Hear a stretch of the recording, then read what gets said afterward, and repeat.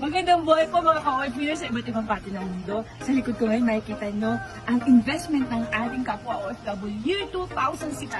And nabili na to ng worth 1 million pesos. Dati ganun itsura niya ng bahay na. Yan, makikita nyo, ano? 29 square meter. Pero ito na po siya, boom! Hotel na niya. Alam niyo po bang ginawa niya? Aside from bringing yung family niya tuwing weekend, dito, ginawa rin ng hotel. Monthly, weekly, and daily. Ayun na, dito po may-ari. Dito po siya. And, kita nyo naman sa kanyang mukha kung gaano siya ka-happy. Kasi kumita na ang kanyang in-invest ng pre-selling ng dating 1 million. Ngayon, ano Wow, nasa 2.8 to 3 million pesos. Wow! As of 2024 na, as of 2024. Kasi tataas na yan. Yan.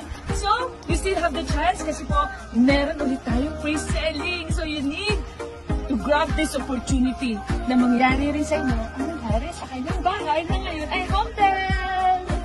Ayan, hindi na yung ang gano'n ganda, di ba?